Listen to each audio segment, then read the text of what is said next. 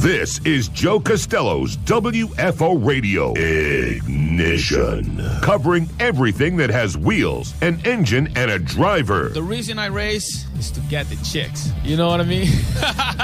NASCAR, IndyCar, Formula One, sports cars, and NHRA drag racing. Hey guys, just want to let you know, WFO rocks. WFO Radio is total motorsports. It's just so cool. Fasten your seatbelts, fire up the ignition, and drop the hammer. Yeah, let's do it. Now, here's your host, Joe Castello. First WFO Ignition of the 2020s.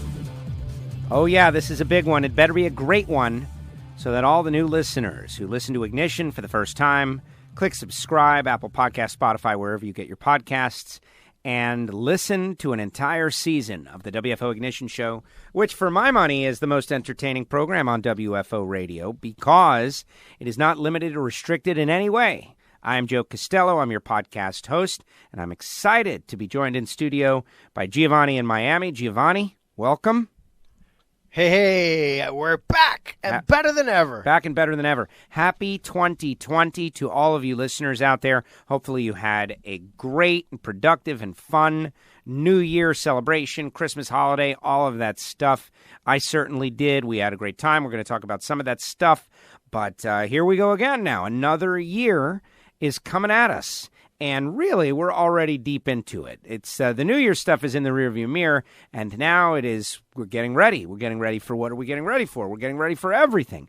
Like NFL playoffs are happening, and the Chili Bowl is everybody's 300 entries. They're getting ready, and the folks at Homestead Miami Speedway are getting ready for the first ever Dixie Vodka 400 March race in Homestead, and NHRA testing is getting ready to happen, and just so many. Everyone is getting ready. They're all binge watching The Mandalorian, and Star Wars happened, and just a million things. We averted World War III. All kinds of amazing things are happening out there in civilization, and here on the WFO Radio podcast, Ignition Show, we talk about all of it, as in whatever comes to mind at that given time. Yes, we do make sure to cover racing, NASCAR, IndyCar, Formula One, motorsports, especially NHRA drag racing. In fact, the WFO archive is loaded with great new content. Alan Reinhart, a very fun, when you don't talk with someone for a while, like I haven't spoken with Alan for a couple of weeks, and you catch up with him, you realize, like, oh, this is why I like this person. We got good stuff going on. It was a fun discussion with Alan Reinhart. He told me his stuff. I told him my stuff, and everybody got to listen. It was very fun. Then, 3-time Mellow Yellow Pro Stock World Champion Erica Enders. Erica was like preparing a meal while we're having the conversation. The team was coming over, and she's doing a celebratory cook for the guys, and it was just a nice conversation. I told her I had never seen the movie Right on Track, but now that I have Disney Plus, I'm going to watch it, and that I'm going to invite the entire WFO universe to do it with me because nobody has seen that movie. I know, it's a bad stat to drop it that way, but I did it, and she thought it was fun and funny. That's all in the archive. And more to come. Jeremy Mason and Danny Nelson. New episodes of Hidden Horsepower by Total Seal. All kinds of stuff, man. This is like the 50th podcast I've done here in the past couple of days. What? I was a guest on the Poker Action Line show. I don't know whether I'm coming or going, but the best part is that I'm super excited about Ignition, and Giovanni is what makes Ignition Ignition. Because if he's here, I know what we're talking about, which is just kind of nothing. Wait a minute. That doesn't sound all that great. No, it is. It is. You should be very honored and take it as a great compliment. All right. Yeah. If you say so. So what are we talking about there, Shenanigans. Shenanigans. No, listen, how was your New Year's and holiday? Oh, it was wonderful. It couldn't be any better. Oh, that's great. I mean, it wasn't like, I guess I averted World War III also. There it is. Well, exactly. And or maybe not, but we'll find out. Everybody loves a fresh start, right? It is now the 2020s. Maybe we could have better vision, too. Wipe the slate clean. It is 2020, and, when you're older, you think more about this kind of stuff. When you're younger, you don't think about it at all. It's just another chance to party. But it is what it is. Like, how productive are we going to be? How many good deeds are we going to do? How much fun are we going to have? How many wonderful things are we going to do over the next 10 years, over this coming year, that we're going to look back when we're dying, decrepit on our deathbed and say, I'm glad that I did that. That's the goal. That's the goal. And pay off the house. Pay off the debts. And other than that, that's life. Make a good meal. Spend some time with some friends. Hopefully, there's a Miami Dolphins Super Bowl in the next decade, in the next 10 years. There's going to be a Miami Super Bowl in the next couple of weeks. I can guarantee you that. What is it, February 2nd? February 2nd, yes. Groundhog Day. How about that world out there? Right down the street. If you want to get the real deal of what's happened with the Super Bowl in Miami, what is it, Live? Super Bowl Live? Yeah, L-I-V. L-I-V-I-N. You need to subscribe to WFO Radio right now and do it immediately, because you are never going to get a better, less varnished feel of what's going on in the South Florida community than you do on this show. To local South Floridians, we got to no, you weren't born in South Florida. No, You're I just live here. You're a New Yorker who moved down as an early child. I was born in Hollywood, Florida, and I can tell you the real deal. And Gio in Miami and me, we got this thing covered. And that was part of the Poker Action Line show that I was on. The reason I was on was because somebody was out sick. It wasn't like they invited me because I'm a great talent or interesting personality. You were the desperation. In case of emergency, break guest. Yes, break the glass. And I come out and I just say a couple of things. That's how it was positioned. You know, they've been doing the show with us for like 8 years. They've never invited me on the show, which is fine. I like to think I'm funny and talented. But whatever. It's okay. So when someone was going to be out sick, I was like, I can do it. And then the next thing you know, I'm in there. And here I am. And what we were talking about, and I encourage all of you, Poker Action Line. It is on Apple Podcasts and on Stitcher, soon to be on Spotify. It's on SoundCloud also. It's on SoundCloud also. Poker Action Line. Anyway, there are poker experts, but we drew a lot of parallels between racing and poker. Both outlaw sports that used to be considered illegitimate and now are not only legitimate, but people do it and they make a lot of money, that kind of thing. Right. We talked a lot about the South Florida community, and I would love to get, for you guys to hear that and how I did with these poker dudes. I think I did very well. It was kind of fun and entertaining as far as I'm concerned. But here in 2020, what we want to do for WFO Ignition listeners is get every one of you to write a review and buy a WFO t-shirt from nitrofishracing.com. No, that's not what it is. We want to figure out the myth of caller interaction on the show. Like right now we're doing a show, and it's 8:20 p.m. Eastern Time on a Wednesday. This is when Giovanni could come up, and I could post on the Facebook and the Facebook group, like something like, hey guys, we are doing Ignition. Call in if you want. Okay? That is not going to work. But that's my best idea. If there's another idea, I'm open to it. Carlos Hockenstuff has got a plan. And we experimented with his plan a couple of weeks back on a little show that he's trying to launch. And it's basically this. If you want to be a potential caller, you got to let us know, and then we'll put you in this, we'll send you a link. And you'll be in this, queue. You're in a queue. And you're listening in the queue, and you can actually watch the show from the queue and everything, and then we go to you. But it is actually like a live thing. It would mean that you're a live listener. Anybody interested in that? Let us know. Joe at WFOradio.com if you want to be in the live queue. So should I do this? I'm going to do it. Hey, guys, we are Ignition. We are doing Ignition. Call if you want. Bang. And let's see what happens. I don't expect anybody to call. But that's my New Year's resolution, to tune that up. I think the Ignition show in 2019 was better than it's ever been. I had people reaching out to me from XM Satellite Radio the other day, missed the show.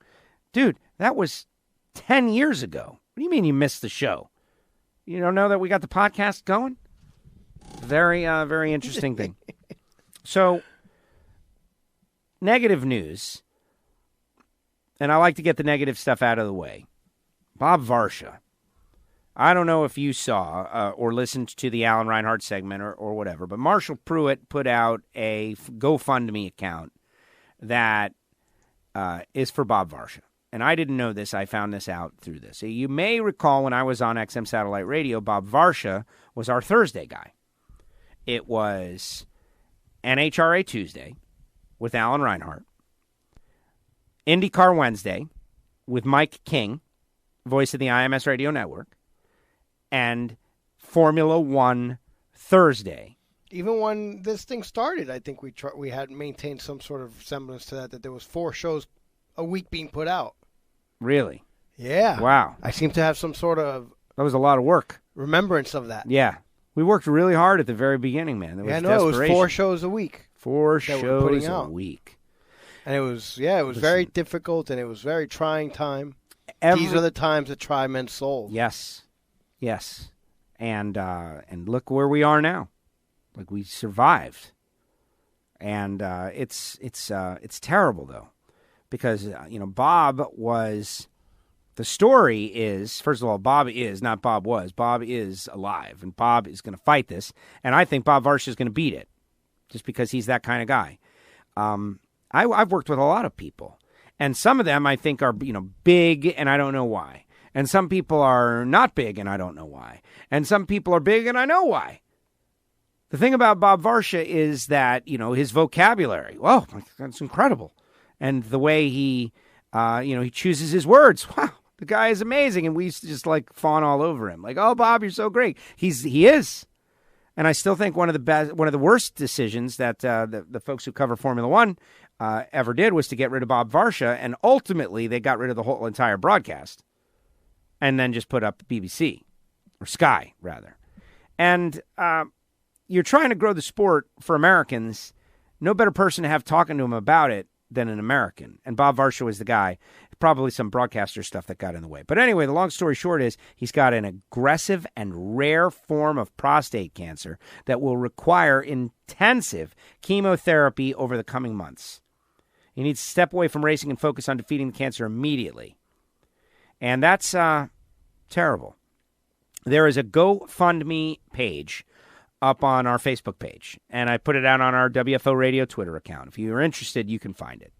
Those of you that know Bob and love Bob and care about Bob. I, honestly, I didn't want to bother Bob after getting blown out of XM because, honestly, Joe Castello is starting his own podcast and having, 30 listeners.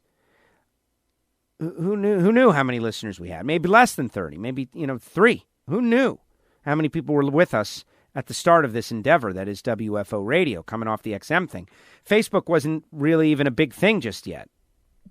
iPhones and social didn't exist. iPhones. We didn't have all of that.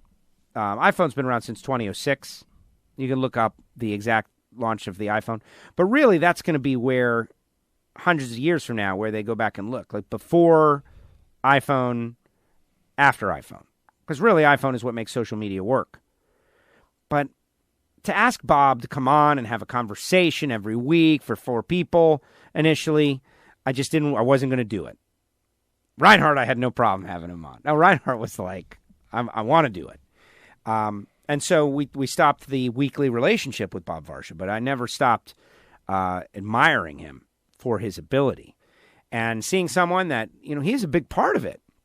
That show on XM was wildly popular. Was it their most popular show ever? Yeah, that's what people are saying. That was the most popular show on XM Sports Nation. Tell me it wasn't. Prove it. I don't know. You can't. We had a lot of people that loved that show. Mike King talking IndyCar, Bob Varsha talking Formula One, and we learned so much. And I have to give credit to Bob Varsha and Bill from Kendall as the people who really got me into Formula One, and now I love it.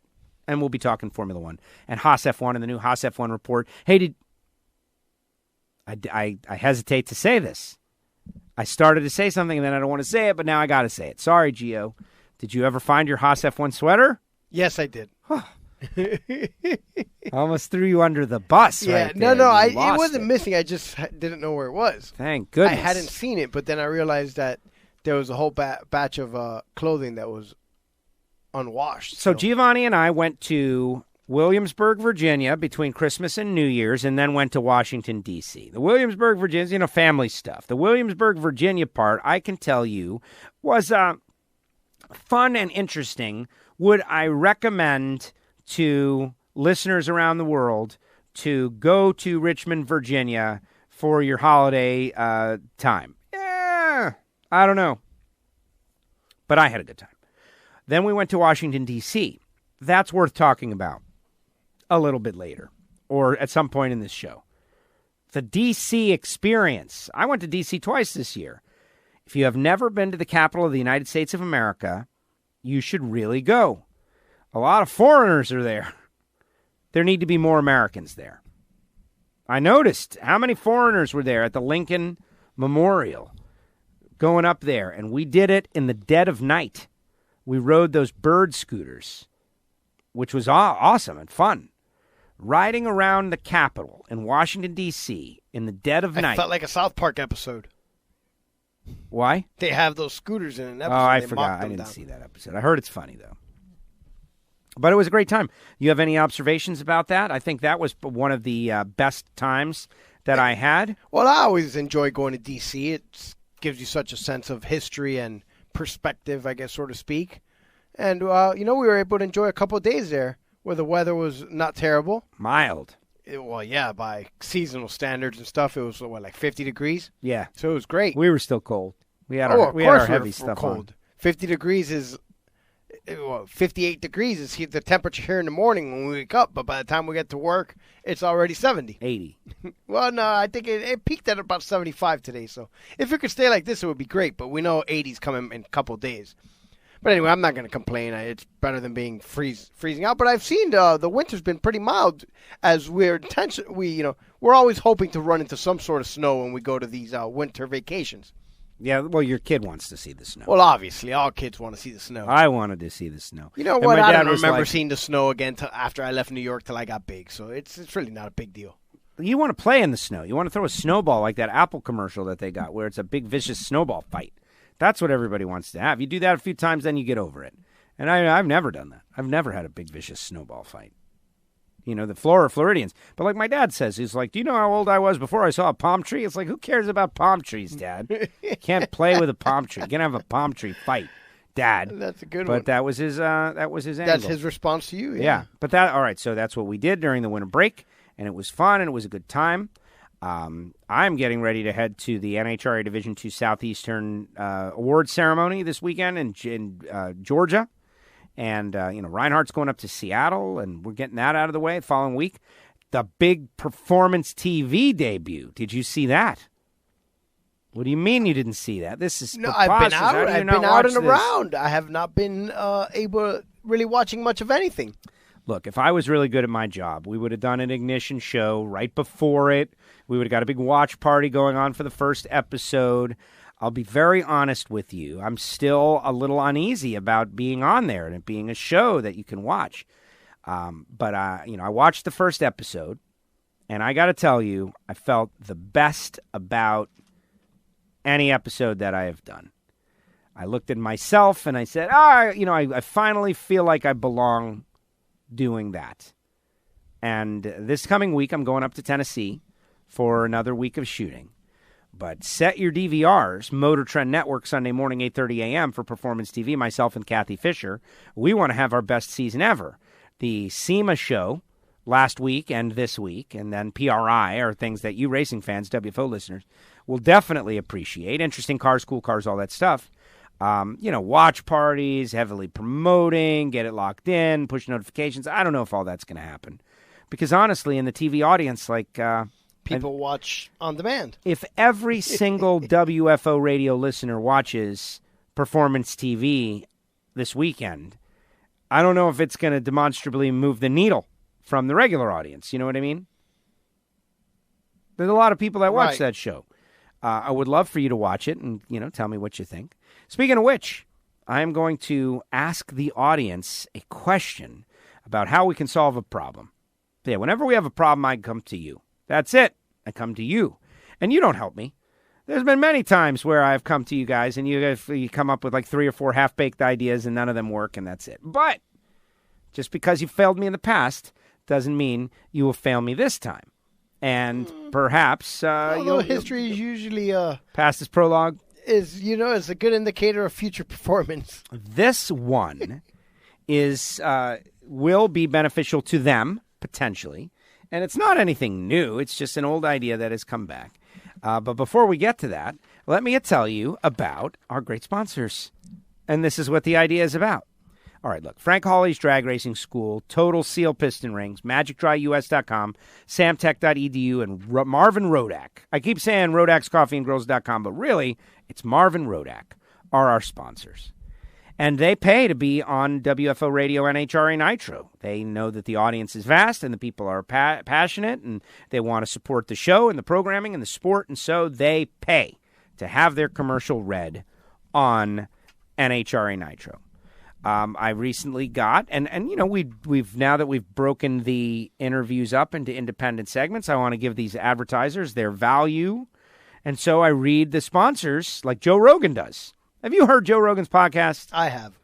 Before he interviews anybody, he does a long chain of sponsor reads. And so when I heard Mike Tyson on Joe Rogan and Tesla, what's his name? Nikola Tesla was on Joe Rogan's podcast. Yes. I got to go back and listen to that one. I'm a big fan of Tesla. Yes. He was great. The AC, the DC thing, the whole thing. The father of modern electricity. Exactly. No, Elon Musk was on. Oh, that guy. And I was listening. Who's amazing. I respect the whole rocket thing he's doing, but, he's... What do you mean? You don't like him? I don't know. He's a little, I don't know. I don't know what to describe. He doesn't. Yeah, he comes across as not likable to me. Let me just put it that way. He's not like a down. Well, he did smoke the weed with even Joe then Rogan. I didn't like it.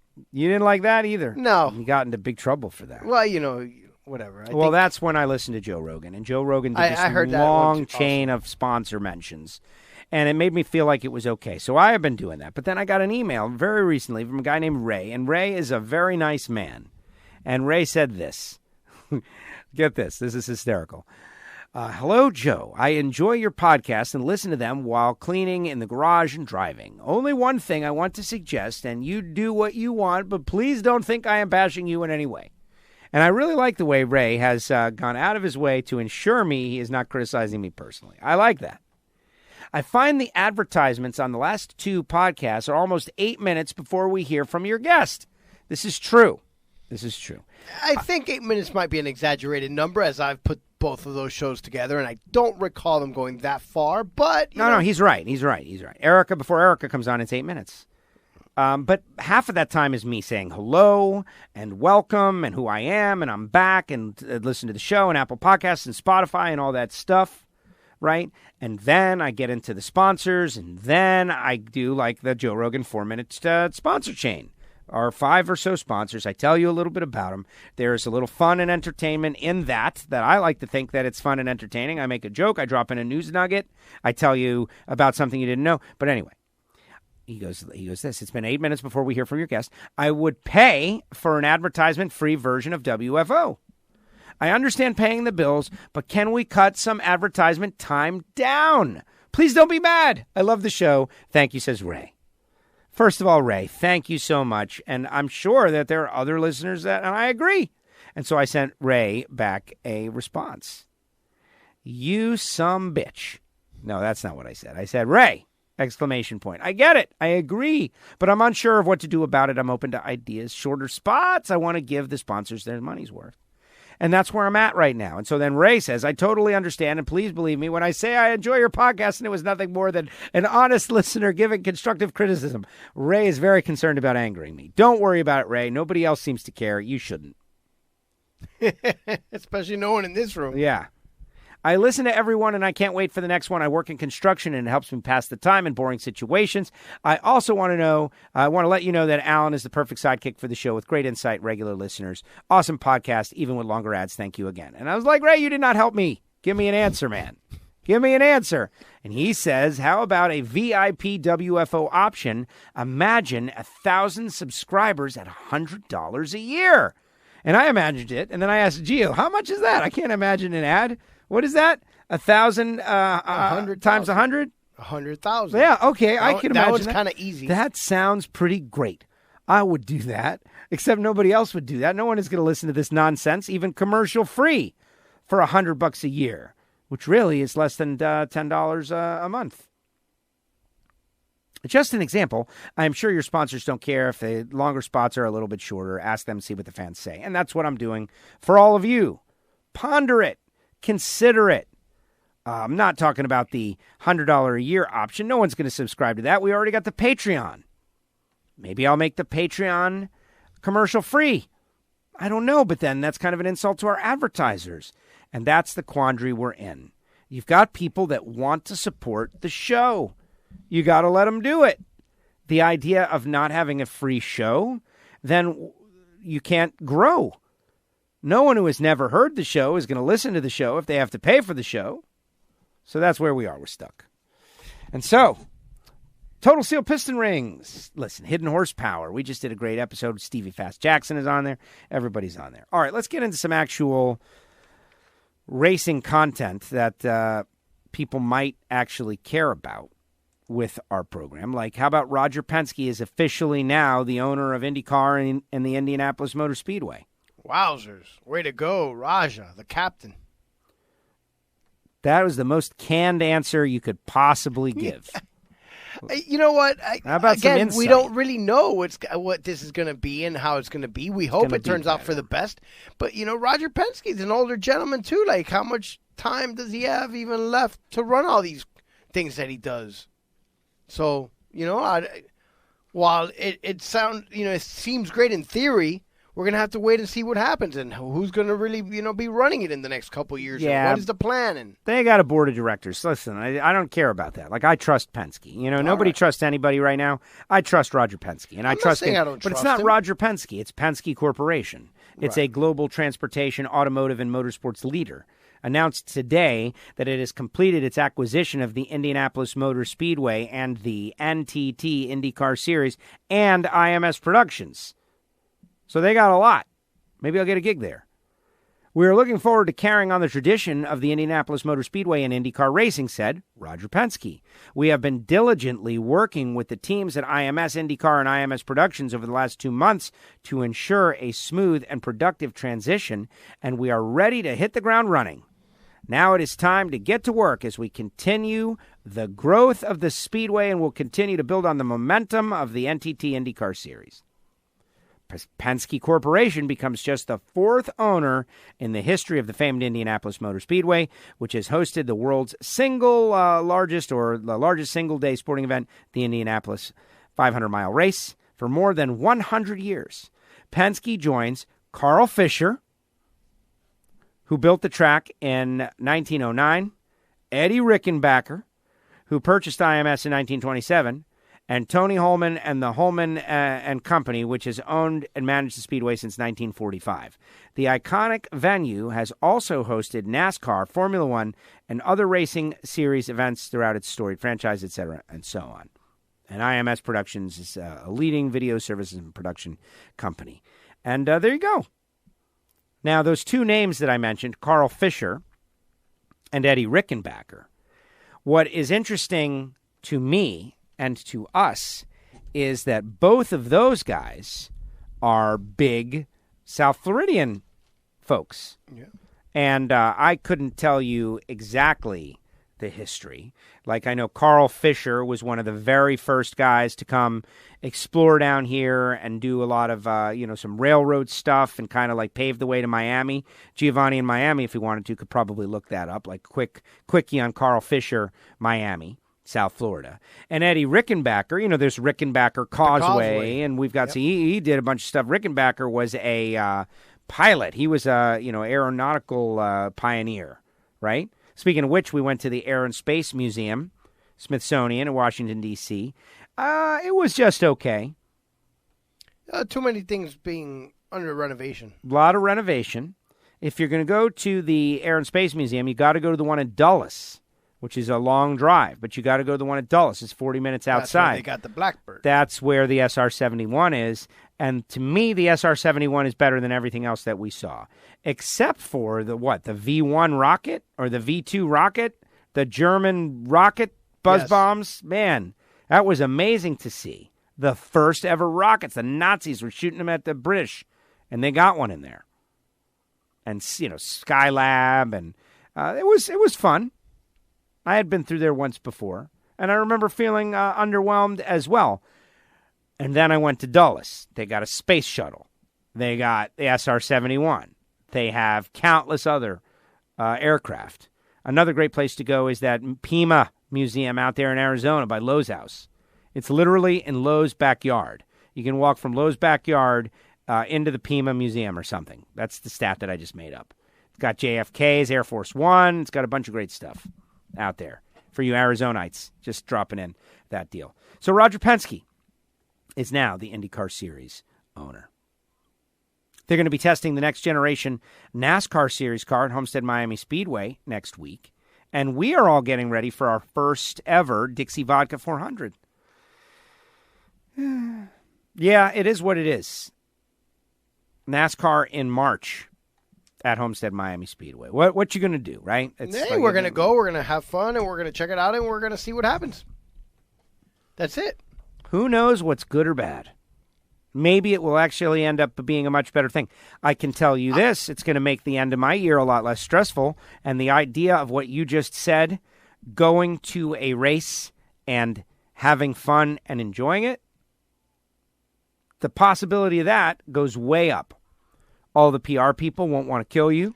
Also, earlier on in the season, it's a different feel for the whole season and the race. Exactly. Whereas we're accustomed to being the last leg of the tour.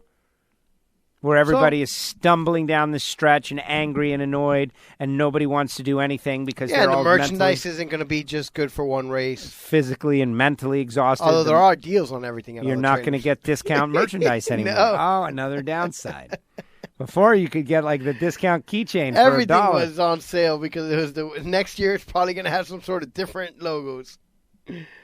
Interesting. You see, you got to always. Who knows what's good or bad? That's the Look, we're going to find out. I'll say, generally speaking, the weather is, the weather in November is nice too. But March is before it gets hot. So. March is beautiful. Look, the vacationers who want to get out of the snow can still come down. Now, it's the week after the NHRA Gator Nationals. And, I'm going to the Gator Nationals no matter what. They could put a Formula One race in Miami, Florida on the same weekend as the Gator Nationals, and I'm going to the Gator Nationals. And it's not just because I work for the NHRA. It's because I got 40 years invested in that thing, and I want to keep a streak. That's it. You get a streak going, you want to keep it.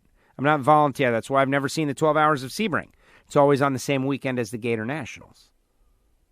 So it is what it is. Watch them put the Formula One race here on the same week as the Gator Nationals just to serve me up. And I won't go. I missed we had a Formula E race same week as the Gator Nationals, and I missed it. Speaking of Roger Penske, Team Penske announced, I guess yesterday, changes to the organization's 3 Cup Series teams. Going to move in a new direction. Team Penske will reposition. They played musical crew chiefs. Yeah, just stirring the pot, mixing it up, trying to find a better chemistry. Team Penske will reposition its existing winning crew chief lineups across the Cup Series program. Paul Wolfe will work with Joey Logano in the 22 Mustang. Todd Gordon will work with Ryan Blaney in the number 12. And Jeremy Bullins will be paired with Brad Keselowski in the number 2 Ford Mustang. The road and pit crews will follow their crew chiefs to their new positions, while the spotters that have been paired with Keselowski, Logano, and Blaney will remain with their current drivers. See that? That makes perfect sense. Of course. The spotter, you got a good thing going, don't mess it up. As we do after the completion of each season, we evaluated what we can do to get better and achieve goals, and this was it, says Roger Penske. Very interesting.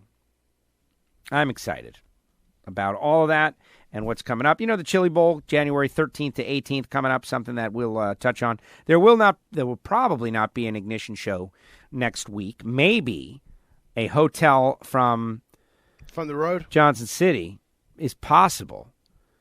Could be, huh? Yeah, it's possible, because I head up there on Monday, and we're getting ready for Performance TV to shoot in the studios and all that. We'll catch up, but that's when it'll all be getting ready to go down. We can get in on it. But I do want to follow the whole NFL playoffs and all that is going. What are you laughing about? Did you look up Eddie Rickenbacker yet? Yeah. No, you didn't. I know it's early in the year, but my gosh. I actually didn't know. I was laughing at two things. Carl One, Fisher? You said Playoffs? Playoffs. You kidding me? And no, I found Carl Fisher. Fisher Island is also named after him. I don't know if you assumed mentioned that. I assumed that. And yeah, he was definitely a big highway guy. He brought the highway. He was responsible for Dixie Highway. Oh, really? Yeah, brought the highway all the way down to Miami Beach. He suffered, lost all his fortune in the stock market crash of 1925, and ended up living his final days down here. He died in 1939 in Miami Beach. Really? And he actually owned Fisher Island. So how did he lose his fortune if he In the owned stock market, Fisher crash Island? of 1925. But did he keep his Fisher Island, or did he have to sell everything? No, he lost everything. He was lost. Oh no, and sorry, in the stock market crash of 1929 and the Great Depression, which followed shortly thereafter. He died in poverty? You know, What year did he pass away? 39. Oh, wow. All right. He Wow. built a famous 10 years Caribbean club on Key Largo. later. Oh, that's interesting. Yeah, You should go find that. And Rickenbacker was not only the war hero guy, he ran Eastern Airlines for 30 years, from 1933 to 1963. Out of here? And from here, yes, Eastern Airlines. This neighborhood. Making an important contribution to South Florida's growth and development. Well, that's exactly what I'm talking about. And they're both connected to the Indianapolis Motor Speedway, which I think is awesome. And I told you about Look it. at this. 5 years after GM put Rickenbacker in charge of Eastern Airlines, Rickenbacker, along with a group of investors, bought the company in 1938, and he became its first president. Eddie Rickenbacker. Wow. He's got the causeway named after him here. He's all kinds of stuff. Well, these are South Florida pioneers. Well, that's awesome. And it's tied to motorsports. And he was a war hero, a war pilot. Yes, World War I, right? Decorated military pilot. World War I. Yes. Right. Or World War II. World War I. World no, War man. I. If he He's a flying ace. He took over Eastern in 33, so that The was Southwick before Camel. World War II. Wow. And we had another one, too. He was actually the Ace of Aces, is what his nickname was. The Ace of Aces, Eddie Rickenbacker. That is just awesome. We don't, not that everybody should know everything, because there's no, what would the fun be, right? If everybody just knew everything. Remember how excited I got when I learned about Glenn Hammond Curtis?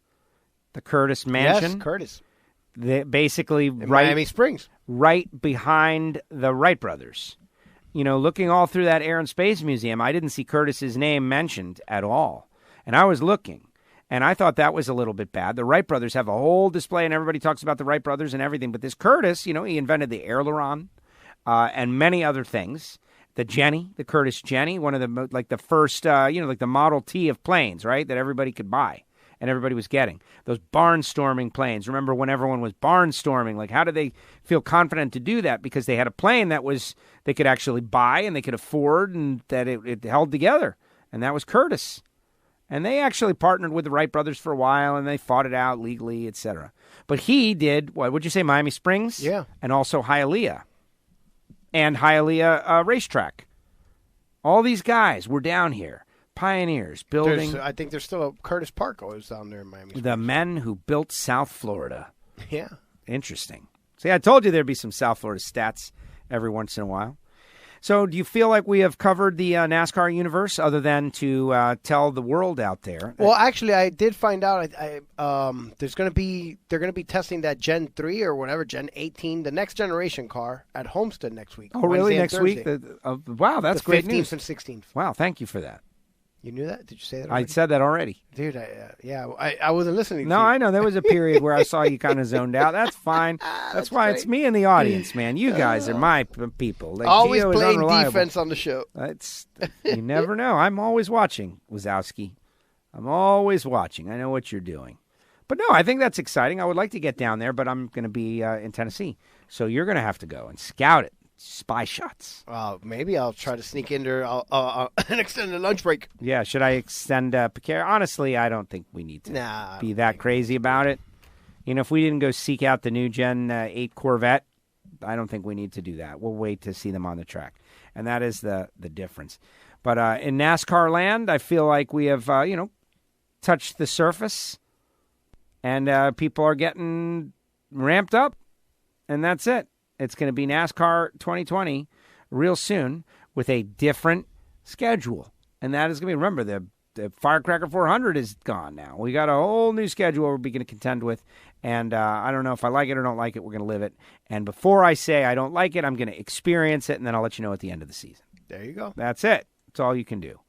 Formula One, it'll be a little while before cars start debuting. But... I think we don't even need to say, like, it's a make-or-break year for Ferrari. Like, come on, enough of this. You've showed some stuff. You got to rally back. You must beat Mercedes. Period, end of story. If you're Haas F1, you must bounce back and get back up into the fight because 2 years becomes a trend. And then everybody, gets rid of you. So what's it going to be for Haas F1? That's the question. Lewis Hamilton, what'd you say? How many Grand Prix is he away from Michael Schumacher? Like 7? Yeah, I know. I'm putting a lot on you for the data stuff, but that's why you're here. You're, you're a data gymnast, and you'll be able to bring it up. I want to say what's up to Race Qatar and Gary Corbett, our Grammy Award-winning listener. Hopefully you're still out there. Had a very happy new year. Lotion Cones. Everybody that Patreons, all you guys, thank you so much. Everybody who has been a big supporter of WFO Radio, thank you so much for, we want to work you guys into the show this year. Your thoughts and opinions. We do love and appreciate you guys to some extent. And for the record, Lewis Hamilton, 84 wins, Schumacher, 91. So I was right. So, yes, 7. If he continues on his trend. 7 to tie. He will tie with 7, win with 8. That's the story of the year. Can Lewis tie and surpass Michael Schumacher in this season? That is the question. Correct. Jimmy Johnson's last year. 6 championships. We didn't talk about that. Jimmy Johnson's last year. We got plenty of time. This is just we're just really just a base. welcome back show. If you're a new listener, I don't think you should expect too much from us. We're just kind of... Yeah, this is off-season madness, and we're just getting back into swing. Well, this is technically the second week of the year, because today's the 8th. The first was on a Wednesday, and today's Wednesday night also. But this is our first show, and this is a quiet time. There really is no off-season for anyone, because even we continued some of the madness. We just kind of took a week off, I guess you could say. The New Year's week. But the show must go on. Well, it's about connecting with our listeners out there and saying what's up. And, I'm monitoring the WFO group. We have a Facebook page and we have a group. Marvin Rodak posted an interesting story. Oh, look at that. Oh, look at that. Wow. I guess I lose the bet. WFO, you're on the air. WFO Joe, this is Deep and Hot calling. Oh, there he is. Wow, Deep and Hot. Deep and Hawk, you saw the post and you responded.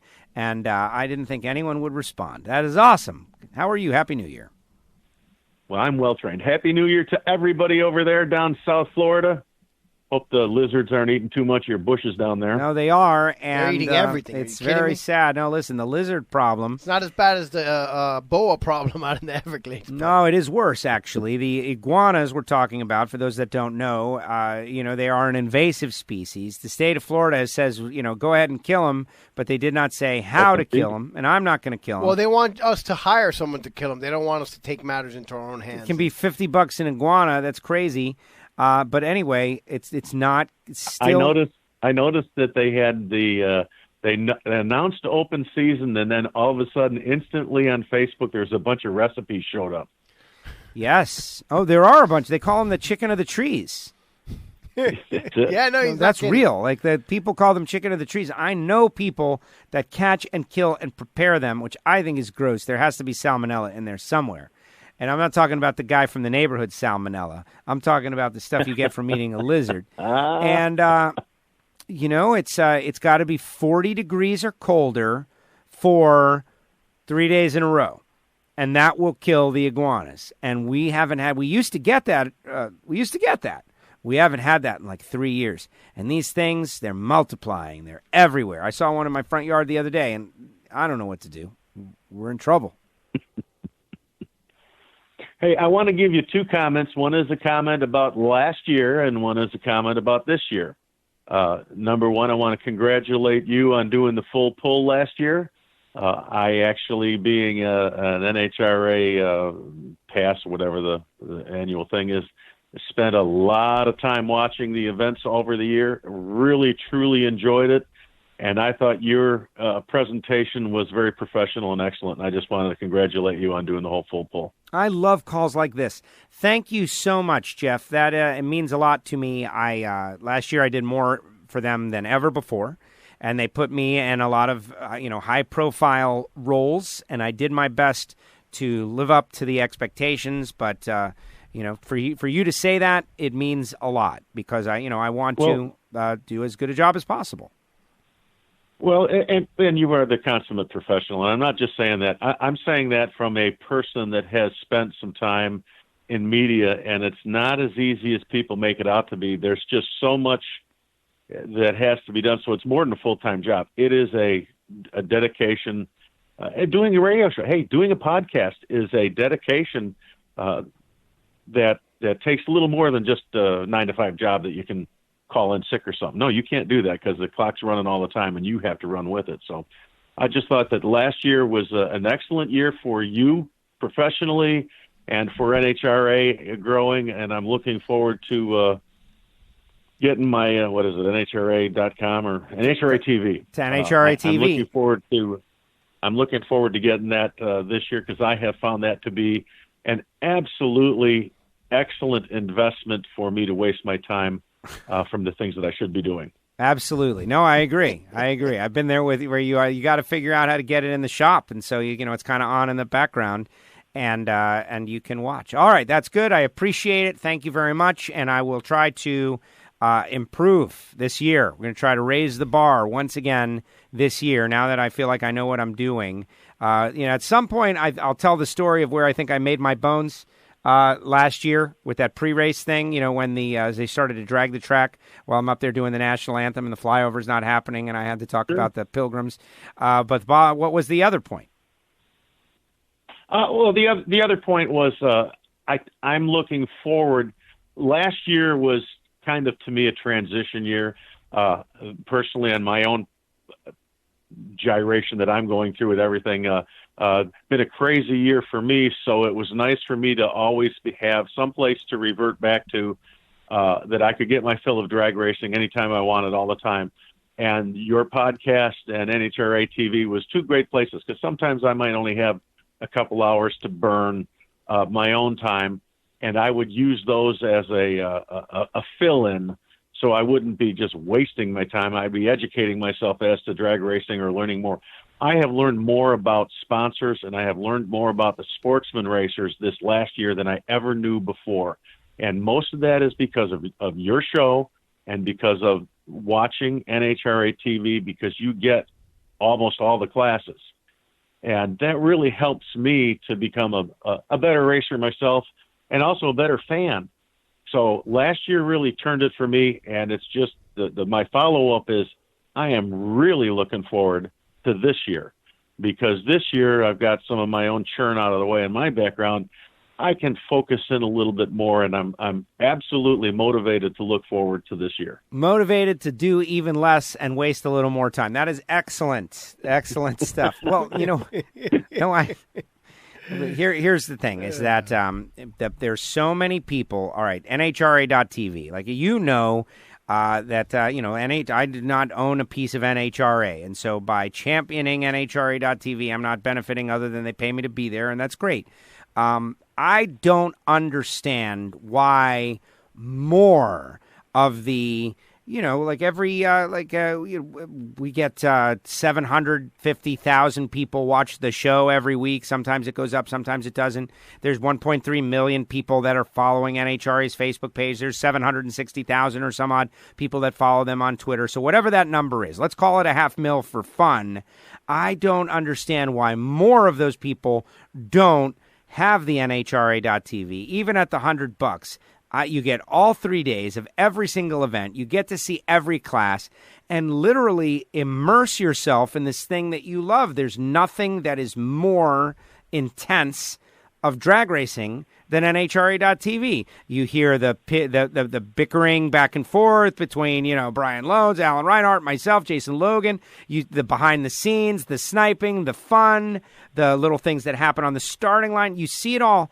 Why we don't have more people watching, I don't know. I see the people on the Facebook and the Twitter, complaining about the way it works, like how stable it is. I'm under the impression it was very stable this year and a big improvement over the previous year. What would you say? Agreed.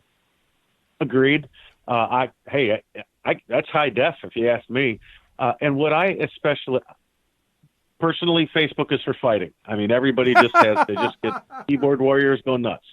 I think that if you just do the raw math, and if you're a stat guy, if you just do the raw math, I cannot think of a better investment of how much an hour or how much a minute it costs you to watch NHRA TV all year long.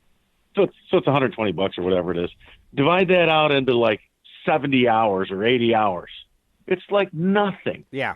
So people that complain about the cost are complaining about nothing. Well, Deep and Hawk, it's not even the hours. Look at it. It's 24 races for $120. That's $5 a race weekend. Yes. $5 a race weekend. But you're talking 8 to 10 hours. Well, you're talking probably, let's just use the round number. 8 hours a day for 3 days. So there's 24 hours times 24 races. That's 500 hours for $100. What is that, 20 cents an hour? Yeah. Crazy. Well, and exactly. And if you break it down for someone like that, right, do that. Do you use the 8-hour day? Because race day on Sunday is like, 6 hours, but Friday and Saturday can be, 9 hours. So use 8 hours a day. Like you said, 24 hours over the course of the weekend into $5. That's cents. It's the best deal on television out there. It's the best deal in racing out there. You can't. I'll tell you what, NHRA TV. There's nothing like it in any other motorsport. All right, so here's the next question for you, since you're into it and we're on this subject, right? Because it is part of my job responsibility and opportunity, all right, to improve it. And I am in a great position where I can't make the picture more clear. But if there is which the picture is great, I can't move the cameras. That's not my area of expertise. But what can we do to make it better? And I'll tell you the couple of ideas that I already have. Like I think that we should maybe go into the pits when we get a camera free, and maybe do a story in between, rounds, leave the track a little bit. I'm thinking intros for different categories, making sure that, everybody knows okay, Super Gas coming up. Here's the thing. Start the day, end the day. Make it more like a show. But those are my ideas. Do you have anything that sticks out in your mind that you want to put into my head that I can try to implement? And if you don't now, consider it. One of the features that I like is on the sportsman racing. After every pass, they put the computer screen up there, and you can actually see all the split times and the reaction times and the dial-in times and all that, and it's got the guy's name in the car on it. I actually like that feature. The only thing that I would say to make it better is maybe make the font a little bit more easy to read and leave it on the screen a little bit longer. I don't need to watch the 40 seconds of, I don't want to say 40 seconds, but let's say the 20, 25 seconds of prep for the guy to get through his burnout and get lined up. When they put the specs up from the run, leave them up a little bit longer, because people read that stuff, and it's hard to read it when it's only up there for 2 seconds. Interesting. All right, no, that's good. That's good. And I'm going to have to check that out. You know, midway through the year, they used to have the exact CompuLink screen that we have, and then they changed it to a new kind of graphic. Which one did you prefer? I don't care. Okay. Just put something up there that I can read. I think it might be, I'm not exactly sure, but I think the announcer might be the guy clearing the screen. You know, like, because we've got a button that we press, right? The cars go down the racetrack, and it's like, you know, Diepenhawk takes the win. He does this, does this, does this. And then we push the button to the next pair. And once it's gone, it's gone. So, you know, I might be the guy doing that. So I will take that into consideration. Well, there wasn't a criticism. It'd be better if you had a little more time.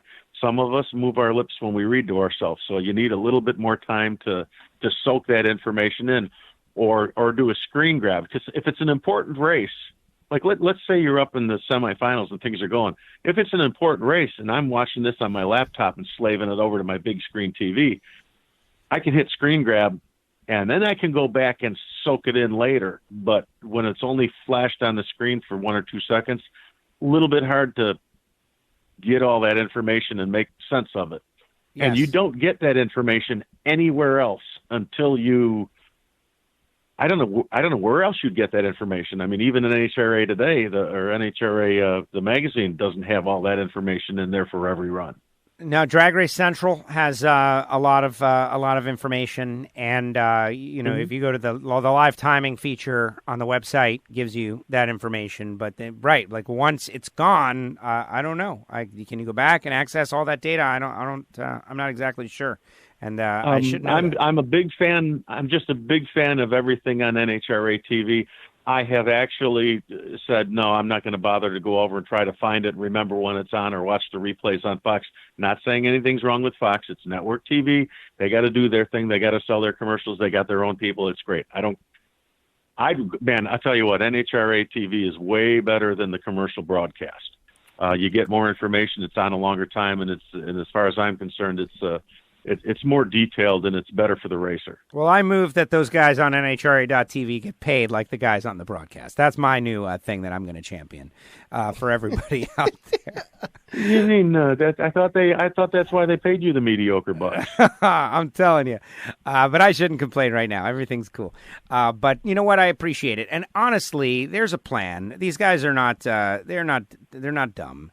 The broadcast is the way to connect with people who are casual and maybe don't know about the sport. That's the goal of that broadcast, to try to hook in some NASCAR fans, try to hook in some football fans, showcase the sport to people who are still flipping channels. And NHRA.TV is where the real hardcore fans are supposed to be. That's the way it's supposed to work. Okay, and now can I change the subject? Of course. You're on the phone line. You called us. Okay. You're the guy. Yeah, there's always that other reason, that hidden reason people call. My shameless promotion is I would like everybody to grab the current, which is the March 2020 issue of Hot Rod Magazine, and go in there and read about the Hot Rod Magazine Engine Masters Challenge that was held up in Mentor, Ohio at J.E. Pistons last October. And you can read about all of the different engines that were brought up there, because Engine Masters is basically the best engine builders in the country. And it's a race without a car. You just bring your engine, put it on the dyno, top horsepower, top torque wins. And I was lucky enough to have been one of the teams competing this year. And we did not win, but we did very well. And we got a little mention, I got a little plug in Hot Rod Magazine. So if you want to read about one of the WFO listeners and very loyal listeners, you can read about the Studebaker Power Team in the vintage class, or the old iron class of Engine Masters. Dave Molnar. Get a little picture. David Molnar. Yeah, Dave Molnar. Oh my gosh, Mishawaka? Yep. Mishawaka, it's right next to South Bend, Indiana. His name is Digger Dave. He's an old dragster driver from years past. He used to run an NHRA dragster. And we put together a Studebaker naturally aspirated V8 engine. First time a Studebaker's ever actually competed in the competition. And out of 309 cubic inches, we put out almost 400 horsepower, naturally aspirated. Wow. That is impressive. Which, especially with something that's 60 years old. It was pretty neat. Well, I'm looking at the exhaust headers, and everybody, not everybody, Jeff and I happen to be connected on the Facebook, and I think you maybe posted it in our WFO Radio group, perhaps. But I'm looking at it right here, and yes, everybody needs to go out and get Hot Rod. I'm a little annoyed that Hot Rod is already in March, and we're still in January, but that's a different story. Tell me about the exhaust headers. What's going on? Are those two center ports Siamese? Yeah, yes, they are. They're similar to the early Cadillac or some of the Pontiac or even some of the Mopar. They're not split where they're just the ports are right next to each other. They are actually a common port in the center cylinders. So what people usually do is they will run a larger tube. Instead of a 1 5/8 tube on each end, they'll run a 1 3/4 tube in the center. It does affect the pulse scavenging some, but not enough of a point. So if you notice that it's a 3-2-1 type header, and it's the best. It's the weak link in the Studebaker is the cylinder head. One of the things about the early iron class and the rules that they have, the rules in the Engine Master for early iron are basically copied off of the NHRA stock class rules. So they eliminated the aluminum heads. So you have to run a cast iron head. You're limited to a valve size, and you're limited to an 850 carburetor. It's a fascinating and absolutely a real fun event. It's sort of like Bonneville, but in a dyno room, and everybody helps everybody else. We were working on something. John Kazi comes over. He's helping us. We're helping him. The Samtec guys were there. As a matter of fact, if you look at the cover of that issue, the Samtec guys' engine won the event for the LS Chevy class.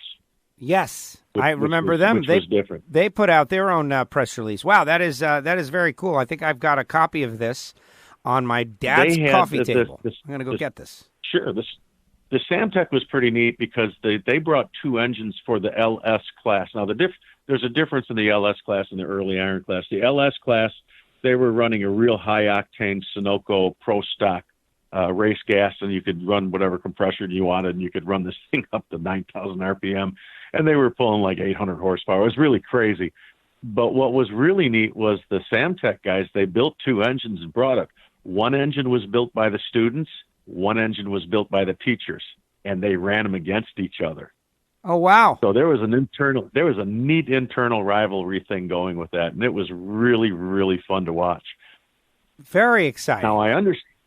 So it was pretty neat. So my 10 minutes of fame, well, I got my picture in Hot Rod magazine, the big fat guy on the picture. But oh wait, that's you. You're the big fat guy. Yeah, I'm the second from the left there. The one with all the hair. Yeah, what hair? Follically challenged. Yeah, that's deep and hack right there. Oh, that is great. And I have a lot of parts that I built on that engine. I built the intake manifold on that engine and some other parts for it, and helped obtain some parts for it, and we all put it together and ran the snot out of it, and it ran great. And now we're already scheming and planning for 2019 to see how we can do it again in 2019. And it looks like the event is going to be run by JE Pistons and Amsoil. I don't think Hot Rod Magazine is going to be part of it this year, but we're looking forward to trying doing that again. So it's a really exciting, a different kind of an event because it takes all day for all these engines to be on. It lasts all week, but you get half an hour in the dyno room. Once you get set up and you get in there, you get like 30 minutes. You're on the clock. Right to get your best pull. Make as many pulls as you want, but you take your best three pulls. They average out your torque curve and your horsepower curve, multiply them together, divide them by your displacement times 1,000, and then you get a total score number, and the highest score wins the event. Amazing. Just pretty neat. So anyways, I didn't mean to barge in on your... No, I love it. Are you kidding? I saw this but, post. It's engine related. You plugged the WFO radio sponsor. You said they're doing something super cool with their students and letting them compete against the instructors. I think this has been a very productive phone call. Well, thank you. I'm just really proud to have been a small part of that team. And it's not the normal race, but yeah, it's racing. Even if we're just standing there watching this, praying it doesn't blow up, it was racing. Well, you know what's funny is that just earlier today, I recorded a couple of episodes of this new podcast we're doing for Total Seal Piston Rings, Hidden Horsepower by Total Seal. And so this last 6 hours, I have been immersed in this kind of mindset, right? Like engines, cylinder walls, all of these things. And so this is absolutely perfect for the moment. And there's so much going on there for the person that is interested. Like some people, it's over their head. You know that, right? Some people don't care how it works or why it works, or they just want it to work. And whatever makes it work, they're happy to get to the grocery store. But the person who is an engine guy, it's a really cool competition. And you're using an engine that is, old school, no longer in play. You have to have specialized knowledge. I think it's great. You guys have done a great job. I'm glad that you pointed it out. Thank you. Well, that's great. And I wish you the best for 2020. I hope everybody has perfect vision in 2020, and I want WFO to grow and you get back to doing the Ignition the old way. I really like the old Ignition where everybody could call in. You did the podcast thing. I hope that comes back in, but I understand with your schedule that would be difficult. Well, no, what we need to do is figure a way to do it when I am here. Like right now, there's no reason that we shouldn't be able to be live and have some live interaction, and we're working on that. We've got something that is, I think, going to solve that problem. It's just a matter of implementing it and making it stable. Like I hate to put out a product that is subpar. And when you are on the Facebook and people can see you, and, I remember John Hale's like, what was going on in the background of your studio? Like, oh, my gosh. Whereas the audio is always, high quality, right? Audio, people who like to listen. But without the live aspect, we can't have live interaction. And so you got to give something to get something. We have a solution that we've got queued up, and we're going to try to work it in the next couple of weeks. So we'll let you know, and I'm glad that you're ready to do it. I'm not complaining, Joe. I'm not complaining. I'm just telling you I did enjoy that, and I missed that feature. The days of the meerkat, man. The meerkat. Everybody remembers the meerkat. And what, Periscope. Periscope and meerkat. Nobody does that anymore. You won't see him anymore. Jeff, thank you very much. I appreciate you calling in. Fantastic. You have good. See you later, Gio. See you WFO, later, Joe. Jeff. WFO deep and you I cut him off. I'm sorry, Jeff. I'm sorry. I pulled the trigger too early. This internet, it's this computer. It's not me. All right. Well, that was a fantastic call. What he said about Samtec was incredible. They bring you WFOradio.com. And they're like, how cool is that? Brian Massengill, he could be leaning on me a little bit harder, providing me with some content right there. Like, we would have been interested in that. The students versus the teachers. Samtec, Engine Masters, etc. What do you know about the internal combustion engine there, Giovanni? You got any knowledge? You got anything? Yeah, it runs on gasoline. Oh, I've got a whole thing that's going down right now. I know. I've just opened up a can of worms on my own. Oh no! Nobody cares about my own engine project, but we got a disaster going on. Disaster. All right, what else? So Formula One. It's the Lewis Hamilton show until someone knocks his block off. And is that going to happen? No, it's not. And probably not. Verstappen signed an extension. I believe Charlie Leclerc signed we're not getting it. We're not getting Verstappen, is what you're telling me. Definitely not. Nope. And I guess then the big domino left unsigned after this season is Lewis and Sebastian.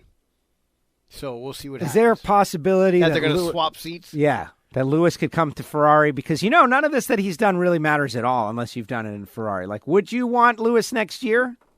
Why not? He wins his 7th title this season that we're coming into. Yes. He's a free agent. He comes to Ferrari to win number 8 and surpass the great Mick in the red car. I'm liking what you're saying, but is he going to be washed up? Are we going to be the guys that sign the washed-up guy? That ruined Hamilton. Hamilton comes to Ferrari Hamilton. To die. That ruined Vettel, and that ruined Alonso. Yes. Well, recent history might suggest that can't happen. And I just said the word die, and I hate to do that in motorsports context. You know what I mean? Like to have his career to their careers ruined, see the end. go down the tubes, become old age, whatever. Right. There are football, Then they come baseball. to Ferrari to suck. Right. It happened with the Yankees for many times. Like we get the big free agent, high dollar free agent that was just over the hill. That was what the 1980s was all about. Yeah. Yeah. Gotta say. Yeah. Well, look, not every signing works out, No. Fortunately, the Garrett Cole signing is going to work out. Oh, and we're all very excited about that. I think. Did we talk about that? Yeah. That happened that early in the this year. Did we talk about how the Houston Astros were caught cheating? Well, apparently the Red Sox now too. A different kind of cheating scandal, but another cheating that apparently players were going into the video room with different than the Houston, whereas there was no banging and and that that the changeup was coming. Yeah. But they were going into the video room throughout the game to see the pitcher, and I guess that's illegal also, apparently. So lots of cheating scandals going on, but there is also the 2017... Were the Yankees involved in any of those cheating scandals? No, the thing is that the 2017 Astros and 2018 Red Sox do have common figures, which was the core of the manager. Right. Among others. Right. Well, listen, character is not nearly as important as it once was. Like back in the day, people would be annoyed, cheating. But now, who cares? It's just part of it. Who can cheat the best, right? No, I'm still annoyed. But it doesn't matter. We're getting our revenge. We got Garrett Cole, and we're going to win 3 out of the next 5 World Series. That's what's going to happen. We're going to get 28, we're going to get 29, and we're going to get number 30, and it's all coming in the 2020s. And we're going to be the team of the decade. And we're going to be in the end of 2030, and Gio's going to be 56 years old, and it's all going to be downhill for there. Simple. All right, we've been going for over an hour, and I am down to start wrapping it up. All right. We have a couple of things. We got a call, so we did. The over came in. Great. That's amazing. And 0.5. Because of that, we did not send a push notification. No, it was just a message out there in the Facebook world. Right. I am working on a way to make things better. Let's get into a couple of things. All right, first of all, I will clue you guys in on my own race car stuff. I know there's a lot of people that are interested. I always assume nobody's interested in my own race car stuff, but there are some people that are interested. For those of you that are not interested or don't know, I do have my own drag race car that I never drag race. And I never drag race because it's in a state of slight disrepair. And I typically bring it out once a year and work real hard to get it ready for the once a year race and then go out to the once a year race and things go terribly wrong or whatever. Well, the last once a year race, which was last November, so now it has been longer than a year. My seatbelts, which have 6 runs on them, are already out of spec. We noticed a rear main seal leak, and which the back of the engine is leaking oil out, but also the car was slow. And so we had 2 conflicting things. Do we tear the whole engine out and tear it apart? We can't fix the rear main seal with the engine in the car. Or do we change the part to see if it'll make it faster? And both require a considerable amount of work. And so the first plan was to change the part, the torque converter, which is part of the transmission, to the new part and deal with the slight leak and go out and see if it works to prove the point and then decide later. Well, fired the car up in the driveway the other day, and the oil leak is now much worse. Fire up! Much worse. And so that has totally changed the calculus, as Jaime Escalante might say. And so what we're going to do is we got a new plan. And the plan is this. When I get back from Johnson City, Tennessee, the following week, I am going to take the engine out of the car. And he might not know it, but Giovanni in Miami might have to help me do this. And the engine's got to come out. It's got to come out. It's got to come out. And that's going to give me easy access to the torque converter, which I'm going to replace the whole transmission. I got another transmission that's better sitting there. I'm going to just stick it in there. And we are going to take the engine out. And I'm going to bring it to my friend Charlie at Warpath Performance in Miami. And we are going to fix the rear main seal. But since it's out, we're going to tear it down and do a go through, check, not put any new parts on it. Not going to change any of the hard parts Everything is fine. If everything is fine, it's going to go all back together. But, maybe new bearings, maybe new piston rings. The engine is out. I know where you could get those. Well, that's partly the motivation. It's partly the motivation, right? Like, really, I'm going to be the guy who goes on the radio and tells everybody to go watch the movie Right on Track because Erica Enders is a great champion and Disney made a movie and everybody should watch the movie, except I've never seen the movie. Like, I'm really going to be that guy. What a fraud, right? Disney Plus is the greatest thing ever. Oh, my gosh. I'm really going to tell everybody that, hey, man, you got to do things the right way, but I'm going to do something in a half-ass kind of way. I got to take the engine out. Well, when the engine comes out, then, darn it, you should refresh the deal. Might as well. Might as well. It's already out. It's out. And that's what we're going to do. Took it out. It out. And so that's the deal. And so one day, Giovanni is going to come over and you're going to help me wrestle with this. I mean, you can say no. I've done this all by myself before. And I can do it again. And I'll probably end up doing it by myself. I'm just teasing you with this. Look at this guy, how quickly he went from, Gio's going to help me. I don't think he's capable. I'm not even going to bother. You know what? I'm just going to do this by myself. Go F yourself, Gio. I thought better of it. I was like, Gio, around the car. What if he makes a mistake, scratches the car? Then my dad has to kill him. Oh, my gosh. Then who's going to run the Poker Action Line show? I did the math. I've done this myself in the past. Swinging an engine on a horse. But that's what we're going to do. That is the plan. And Project Super Street. So I'm not even capable of being the assistant? No, maybe you won't. Apparently not. You're afraid I'm going to ruin things. I am afraid of that, but not just you. I'm afraid I'm going to ruin things. It's a fear that I always have. Well, you got to understand. I'm not afraid of failure, man. My whole life is just a series of failures and getting up. No, I know. But a big scratch on the car would be the worst that would failure. suck for you. That would suck for you. Because Papa Joe that would be it. We're not getting that new paint job. That's for sure. That ain't happening. Oh, boy. So anyway, Project Super Street lives, and that's going to be, the go through, and we're going to try to get things going again, get things pointed in the right direction, and get back out there in time for the New Year's race, the conclusion of 2020. That is where I'm going to be happy. There we go. Sounds like it. All right, Sports Collision, go. Sports Collision. Yep. Well, what's going on now? NFL playoffs. Wild card round was last week. It was great. Where the great Ryan Tannehill ended Tom Brady's run. And Ryan Tannehill is advanced in the playoffs as a great quarterback in the NFL. Former Dolphin great. No, former Dolphin, current great. All he had to do was leave the Dolphins to find his inner greatness and advance. He took. I mean, I don't know if you could get comeback player of the year if you're not injured or something, but 7-3 in the 10 games that he took over, scoring 30 points a game for those Tennessee Titans. Same team was a train wreck with Mariota at quarterback. Couldn't score. Lost a bunch of games. In comes the Tannehill. It's so the savior. It's so Miami Dolphin-like. Yeah, but you know what, though? His running back is amazing, and they have some parts and pieces there. He had nothing here. Throughout the years. He got no time here. That we saw, I'm like, he's a guy that's competent, but you can't. He's not Aaron Rodgers. No, he's not going to win the game for you. So if you give him a good O-line, a running game, and a fairly decent defense, he's going to find the open guy. He's got a strong arm. He could get the ball. Remember, once he finally learned how to throw the deep pass here, they kept dropping it. Right.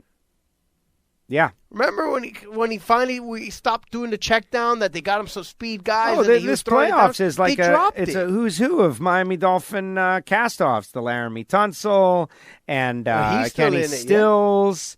And there's a whole bunch of stuff going on. But whatever. That's neither here nor there. No, look, the Dolphins made their bed there. You know, they got the draft capital. I have never been more confident in the upside potential. They may ruin it, but the upside potential for the Miami Dolphins than I have been now. They got like $120 million. They got 12 draft picks. Let's see what they got. The 5th pick overall. They might beat be the Patriots. responsible for the demise of the Patriot They dynasty. They are. They ended. They Because put the final stake They went through the into heart. New England as 17-point underdogs. Yes. Got a win. Yes. And totally changed New England's playoff picture as they went from being the 2 seed and getting a bye last week Yes. to being the 3 seed and having to play a home game against Tennessee, which they lost. In the first meaningful meeting between Flores and Belichick, he served him up a defeat and ended the dynasty and drove a stake through his heart. And now people are talking about Brady going to Although other if teams. you look at the New England, it's every other year that they've been winning for the last 6 to 8 years. So, takes them a year. What's going to happen with Brady? Is he going to go back? Of course he's going to go back. You think he's going to go back? I say he's got to People go are back. saying he's going to the Raiders. I don't buy any He's of that. I going think to that's San going to be Diego. leverage. And he's going to go in there and talk to those guys and test the market out and see what the market would pay for him. What about... and he's going to come back and tell New England, look, they're offering up 2 years, 70, 2 years, 80, 1 year, 40 million. Who knows what the number is. And you guys have to match it. That's it. I'm a free agent. I've been giving you guys the home cooking discount for 2 decades now. And this will not stand. I want to get paid these last year or the last 2 years, big time money. I want some help or else I'm out of here. This aggression will not stand. That's right. For years he's been taking to home cooking. And, New England really, they did nothing to replace Gronk. And they tried to bring in Antonio Brown, and you saw how that went sideways real quick. But they need more talent around him. And so nonetheless, Brady and Breeze, in a wild card weekend, 2 of the greatest of all time, the top 2 Erased. The top 2 guys in all the statistics go down in flames. Giant Saints underdogs, fans, both of them. they are giant favorites, lost at home. The Saints is almost even more disappointing because they have a lot more talent spread out throughout that team than New England And does. they got beat on the final, like a walk-off again. Well, yes, A again. heartbreaking moment. But, they were pretty much trading the whole game, though. They were lucky to even get it to overtime. Interesting. Almost. So, the wild card. And then this week is going to be a divisional series. And all these teams that just pulled off these giant upsets now have to go to the number 1 seeds. What are the matchups? Let's go. Minnesota, San Francisco, Saturday, 4:30 is the first matchup. Tennessee, Baltimore will follow that Okay, at so the let's 8 talk o'clock Minnesota, game. San Francisco. Like I would imagine, Jimmy G, high-powered offense. Jimmy G, Let's just jump ahead. The most exciting Super Bowl is what? Is it Mahomes versus Jimmy G, or is it Baltimore versus Jimmy G? Or is it Green Bay with Aaron Rodgers in there too? Right. Right, This is exciting stuff. Is it Aaron Rodgers and Mahomes, the State Farm double-check Super Bowl? I've seen Aaron Rodgers before, man. You've seen Aaron Rodgers in the Super Bowl. So you're not. So let's say. But then there's Danica, though. Danica's involved. That ties it all here Danica. to WFO. Danica. Let's do it. But let's right do now, it. the 2 favorites is San Francisco, Baltimore. They're both the 1 seeds. They have a home game. Minnesota off that giant playoff win right now, a giant upset, and all that, celebration on Sunday now has to play in the first game on Saturday. So it's kind of like playing from Monday night to Sunday. They do have 1 day less, and I think coming off that high and that emotion, they're probably gonna get spanked. That's generally how these things turn out. And I think sometimes we forget because, we think of the most recent thing we saw, which was these wild card round teams winning and pulling off upsets. But there's a reason why these teams had a first round bye, and, they're better. And they're better teams. 13-3 and 14-2. And when you got a team coming off a bye and off of a big upset win, that emotion's hard to replicate back-to-back weeks. Makes sense. So you like the Niners over Minnesota? On Saturday, I like the Niners and I like Baltimore. What's the spread? The Niners is a 7-point spread right now. I think Baltimore was pretty high. I think it was close to 9 or 9.5. Let me double check as of this current moment. We've got San Fran 7 across the board, and Baltimore I see a 9, a 10, and 9.5 across the board otherwise. So we're going to call that 9.5.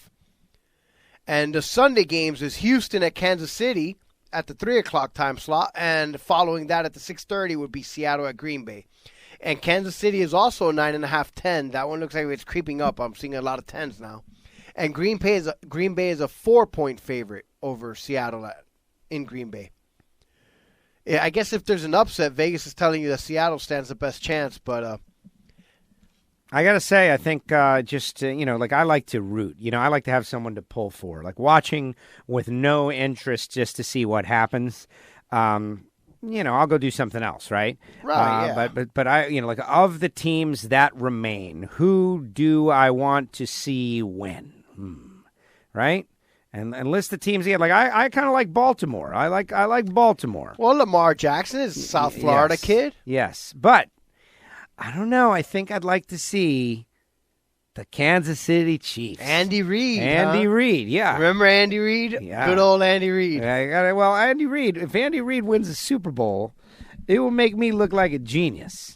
Because, 6 years ago, Gio and I got in a big debate over Andy Reid. I'll tell you exactly what it was. It was when he got fired from Philadelphia. Yes. And, I liked him, and I thought he was a good coach. And I think the Dolphins' position, one of the many times it was open or available, or maybe we could have got him or didn't try to get him or something. They did not. They thought that they were okay with the Pilgrim.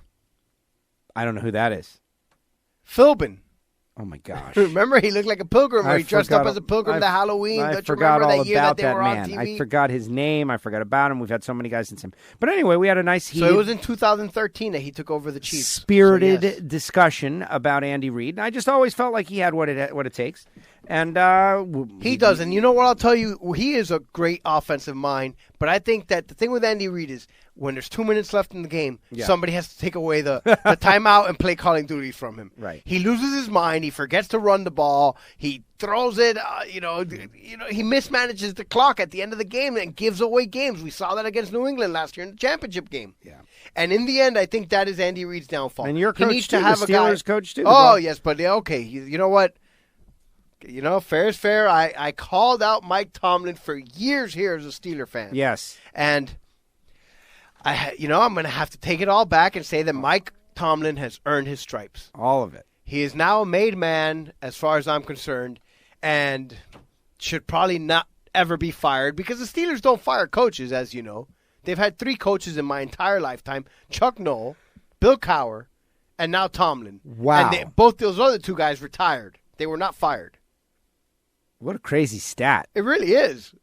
So since the Steelers don't fire coaches, and it's just, you know what, Mike Tomlin, I cannot hate him for not being Bill Belichick because then again, who is?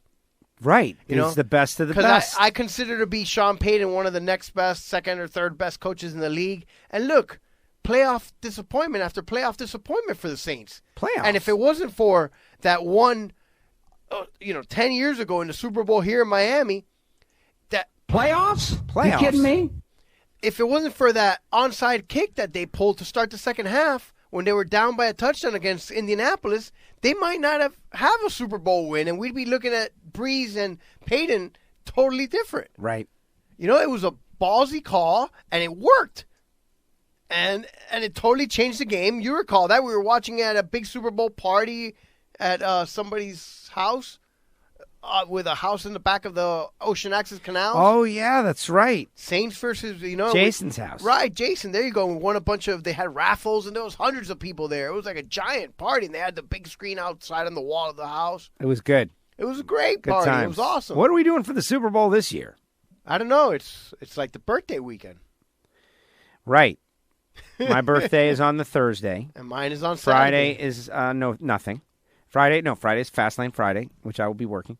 Then Saturday is Gio's birthday. And Sunday's the Super Sunday Bowl. is the Super Bowl. So, the point is, whatever we want is what we're doing. Yeah, there you go. Whatever That's we it. want. Are we going to go down to the game? Are we going to try to worm our way in there? No, we're not going to go to the game. We might do all the festivities of the week of the NFL experience and stuff we could do. Is there an NFL experience? Yeah, it's just not at the stadium anymore. I think it's now like at the convention center or something like that is what happened the last time. Well, but this year is totally different. I think that the Guitar Hotel is where a lot of stuff is going to be. It should be, but it's I don't Hard know if Rock the NFL Stadium. experience The is Hard gonna be Rock there. has got a big sponsorship with the stadium, Hard Rock Stadium, the Hard Rock Guitar Hotel, and you're hearing some of the content that we talked about on the Poker Action Line show right now about like what's going to happen for the Super Bowl and where's everything going to be. I would be surprised if Radio Row was anywhere but the Hard Rock Guitar Hotel.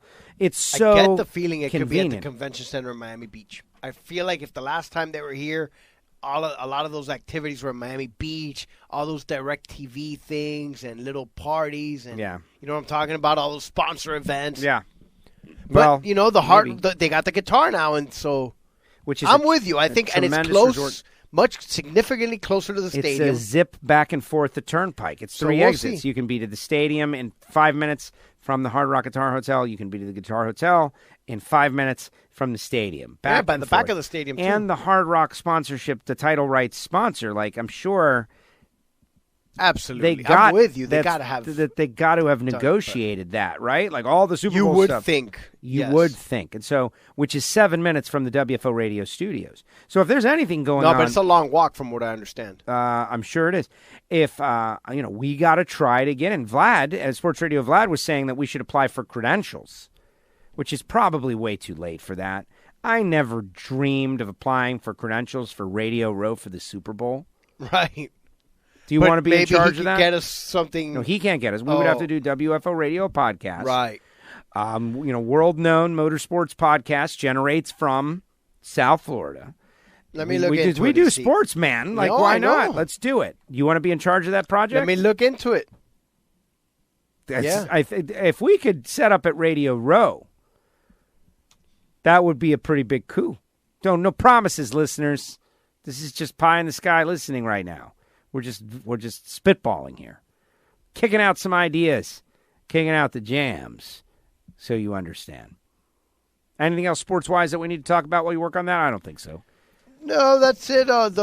We talked about the playoffs and Playoffs. the non-sports related, but the CES show is going on in Vegas this year. So Oh, hopefully we'll see what kind of new consumer electronics. Oh, digital stuff. It's coming out, The the stuff that was TVs bigger and is all going to the get weird smaller, stuff. and the stuff that's smaller is going to get bigger. You want to know something that I noticed at the Christmas time? Listen. What's that? Electronics. Boom boxes are back. I did see that. Did you around, see huh? that? Boom boxes are back, and it's a big boom box, except it's Bluetooth, and it plays your files, and you got a boom box. You know what else? Turntables, which we already know turntables are becoming popular, but they've got these, the Victrola or whatever. You can get one for like $200. It's a record player. It's Bluetooth. It plays all your music. It does everything. It's a record player. What's better than that? And the next thing that I hear is coming out is this really awesome, it's a Bluetooth phonograph. And so there's this little speaker and this big cone that goes to the speaker, and you can actually hear your music played on that digitally on the phonograph. Interesting. One of those things is a lie. Which one is the lie? Is it the phonograph? Is it the Victrola turntable? Or is it the boombox? It's the phonograph. It is the phonograph. Phonograph is the lie. The other two are real. There you go. What are you looking up? How to get us credentials? You applying for credentials I'm right looking now? to see You don't where have to to do it apply right this second. Where to apply? Let's see. We're too late. Wednesday, November 13th was the deadline. Yeah. Yeah. That would have been pretty smart of us to do. Yeah. Next time. Yeah, next time. It's going to be going on. It's not going I guarantee you it's not going to be 10 years before they come back. Well, after Ross spent all that money. All right, so there's Sports Collision in the books. Thank you very much. Star Wars. Star Wars. Wow.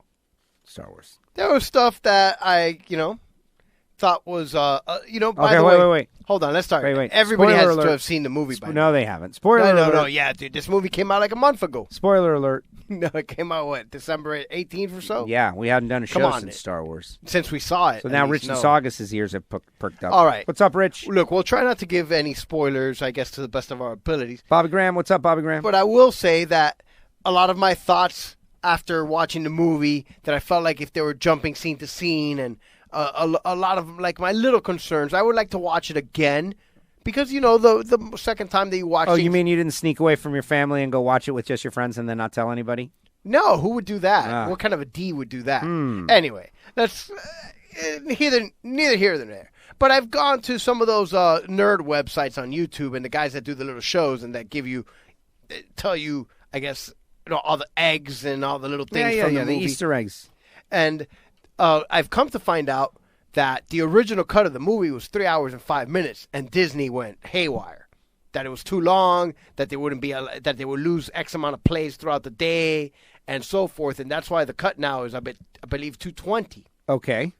And so there's actually another cut that's about 240 that's going to be the extended cut, and we're hoping that they release the 3-hour version eventually. We don't know yet. So, what do you mean we don't know yet? Of course they are. They're going to watch the 3-hour version, to me, probably answered a lot of the things that had me going, like, why are they jumping so quickly back and forth? And anyway, I don't want to give out too much. I enjoyed the movie. I thought it was very entertaining. It was, still happy and feel good. And, like always, the good guys generally win. Okay, so you just ruined it for everybody, but it's okay. Yeah, the good guys win. No, listen. Everybody knows that the good guys had to win. Well, no. They could have done something crazy and had the dark side take over Rey, and she becomes a Sith Lord, and it ends with her becoming a Sith, and she's the new emperor of the new empire, and the good guys lose. Star Wars, that could have happened. Yeah, but that wasn't going to happen. And especially not since the mouse took over. And, and they went back and forth with, Rian Johnson and J.J. Abrams, having a... So my great friend Slash, who is name-checked on the show very often, he brought up some excellent points, which is this, basically, that the two directors, kind of battled back and forth with the whole, Rey is nothing, no, she's something. Okay, I won't say what she is. I did that to poor Vlad. She's someone. Vlad hadn't seen it, and I told him exactly who she was. But it went over his head, right? And he didn't notice. And then I still haven't told him that I told you when he sees the movie. He's going to realize that I tipped him that you tipped to him the off, end. But he didn't realize it. He doesn't realize it. That's funny. Long story short, I know not all of our people watch Star Wars, and some love Star Wars. Pass, right? When push comes to shove, at the end of the day, let's come up with all the cliches that we can load right on that right there. It's either a pass or a fail. That's it. You can go into all these different scales of how you want to judge anything. But what I do, bottom line, is it pass or is it fail? And it's pass. Is it the perfect way to end this 40-year-long trilogy of trilogies that started literally when I was 4 years old and was the first real, true, special effect, amazing modern era movie? Is it the best way to end it? I don't know. Is it acceptable? Yes. If it was a meal, I wouldn't send it back. And that's it. That's all you can say. Were there some things that could have been better, could have been a little longer? There's everything in life can be better, I guess. But it was entertaining. Given all the pressure. Given everything, I thought it was a fitting movie and a fitting end. And it was all, like I said, I actually would have appreciated another 20 or 30 minutes. Excellent. Okay, so I've been mentioning The Man in the High Castle, the Amazon show. Not watching that. Right, nobody watched it. Okay, well, they had to end also, right? And they are a fail. I see what you're saying. You're comparing, right. Right. They ended it, and see, you thought you were going to have to talk about it. You rejected it, even right there. No, I don't watch. So you don't even talk. No. I don't even want to talk about it. You don't have to. Although the first two seasons are very interesting, but they failed. The end of that thing was an abomination. Let's go, people, wrap it up. Let's end this show somehow, please. Let's go. Okay, you this, you that. Okay, you're dead. Goodbye. See you. See you there. Close the door. Get out. It was horrible. So you just never know. At least we don't have Game of Thrones. Yeah, I didn't watch. I mean, I saw the last episode. It was probably a fail. Many people were very unhappy with the ending. A lot of people. It was probably a fail. Game of Thrones. How did it end? Probably a fail. But historically speaking, a lot of TV shows and stuff like that, after many, many years, they end up very poorly because the fans are not satisfied. Look, Seinfeld, people thought it ended terribly. Well, it did end terribly. Sopranos. That also ended terribly. Oh, yeah, these are all ending terribly. Right, Shows that end terribly for 1,000, Alex. Are you into that? We're not talking about that. The Big Jeopardy. Oh, the Big Jeopardy. Battle. Yeah, I'm going for Holzheiser. I'm going for the gambler. Dude, I'm Ken Jennings all the way. Oh, well, no, why? Ken Jennings. What do you mean? Because he's a Mormon, of course. Duh. Oh, okay, duh. Well, I'm going for James Holzheiser. Okay. Well, who won the other night? Ken Jennings won. I have the first no idea who won tonight. I'm unaware. Get on it. This is big. All This is right. important stuff because we are on it. First of all, I don't even really know what we're talking about other than the most I've ever watched Jeopardy in my life. I like Jeopardy. Jeopardy is a great game, but you can't. I'm not going to watch it every single night, man. I've done it, okay, Jeopardy. But some people watch Jeopardy every single night. And when I was watching Jeopardy was during the Ken Jennings run of madness, when he went on the record and he won the most money and he did the most things, and he was amazing. And I was excited to watch Jeopardy when Ken Jennings went out. And then he won the Tournament of Champions and he won everything, and then he got whooped by Blue or Watson, the IBM computer. Remember that? But even that, no, it's called Watson. But even that was unfair because Watson didn't have to buzz in. So, like, it's not human versus human. The computer doesn't have to buzz in. And so it was not fair for Ken Jennings to go against Watson. So apparently there's this big Jeopardy mega battle of the greatest of all time, and Ken Jennings is in the mix versus these other dudes. Like, what's the guy's name? Jeopardy James or something? James Holzheiser's the gambler. Jeopardy James. All right. And who's the other person? Rudder. I don't know who that guy is. He's, I guess, the third best. Well, what are you reading? I'm looking for today, and the results are Holzheiser won today. Oh. And Jennings came in second, and Rudder had zero money. Yesterday, Holzheiser won yesterday, too. After the first game, the scores were Holzheiser 44,000. Yeah, but I thought Jennings 40 and Rudder 14-4. No, dude, the gambler's the guy, man. He's out there. He's, betting all crazily. And so, yeah, Holzheiser wins today. In the first game of the first match of the three biggest Jeopardy stars, Ken Jennings bet everything he had on a daily double, despite muttering seconds earlier that the category in which each clue actually contained 3 clues was not where I feel comfortable. Jennings gave a cautious but correct response, doubling his points and shooting past his opponents. He heaved a sigh of relief and said, "I don't think I could do that again." So in game 1...